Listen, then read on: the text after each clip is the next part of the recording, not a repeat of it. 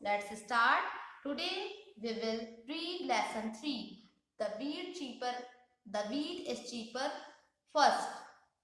First part है ये आपका द व्हीट इज चीपर का फर्स्ट पार्ट. ठीक है, first part of the wheat is cheaper of English reader. So let's read our evening one evening Ravi and Ashok went to see David Smith. David's father, Mr. Smith, is an Englishman. He has traveled widely and he is now working in India. Ashok and Ravi met David only a few days ago, but the three boys now meet almost every day. That evening, the boys started talking about stories. Ashok said, Ravi reads a lots of storybooks. Perhaps he wants to become a writer or a storyteller. So Ravi said, everybody likes stories. I like listening to good stories. Don't you, David? So David said, yes, of course. Why don't you tell me one?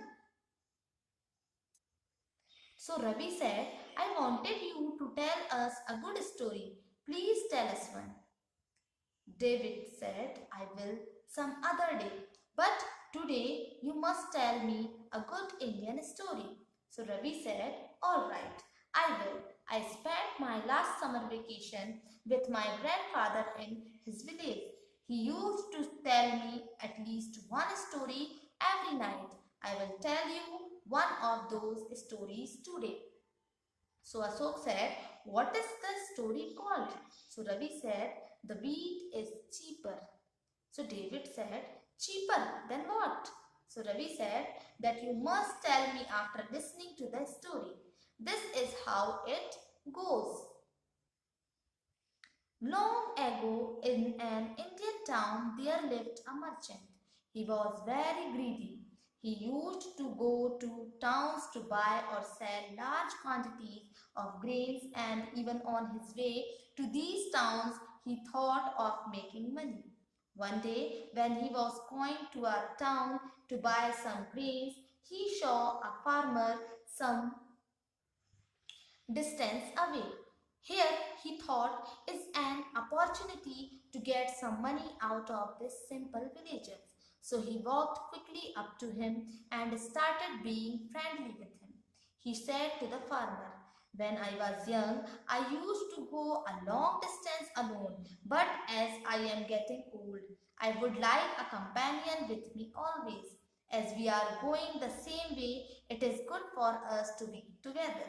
We shall enjoy each other's company. The farmer said, thank you. I have never seen you before. I believe you are a stranger.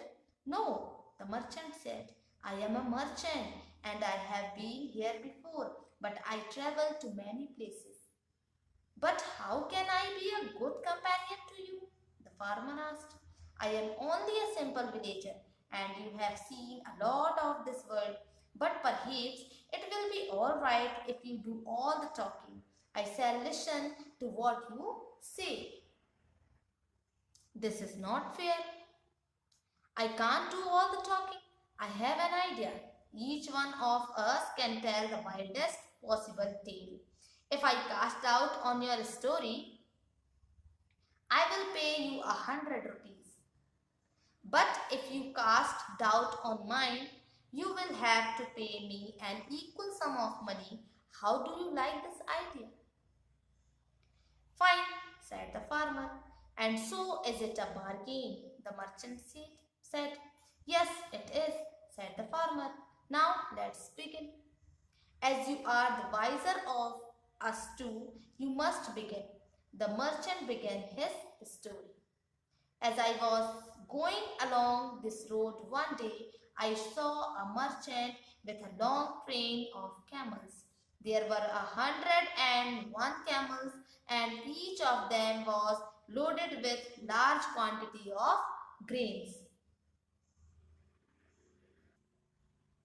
Farmer said, I have seen trains of camels myself, and they are very often loaded with very heavy goods. Merchant added, all the camels were tied together with ropes, nose to tail. It was a long train, about half a mile. Good, it must have been a fine sight. And then? asked the farmer. Merchant continued. And then a kite flew down on the first camel and carried him off. But as all the camels were tied together, all the other camels were carried up with it. What do you say to that? Farmer said. It must have been a very strong kite. Do you doubt it? Asked the merchant. No, why should I? Said the farmer promptly. Now the merchant was disappointed, but he decided to make another attempt to get the 100 rupees. He continued. A princess was sitting in her garden and a maid was combing her hair. The princess happened to look up at the sky. Just then, the kite I spoke about was flying in the sky right above her head. The first camel gave the bird kite such a kick that it let go him, and the train of camels fell right into the princess's left eye. Poor girl. There were 101 animals, and they must have given her a lot of pain. And then, and then, the merchant did not know what to say, but he made a last attempt. Then the princess started crying with pain. Her maid stopped combing her hair.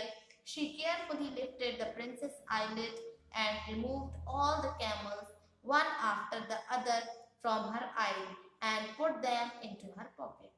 That was a good maid, said the farmer, and then the merchant could not think of anything more, so he said, this is all and is the end of my story. Now it is your turn. So आज हमने ये story read करी है। ये glossary जो यहाँ दी हुई है आप अपनी फेयर कॉपी में लिखेंगे, पढ़ेंगे, समझेंगे, फेयर कॉपी में लिखेंगे। Tomorrow I will explain this story.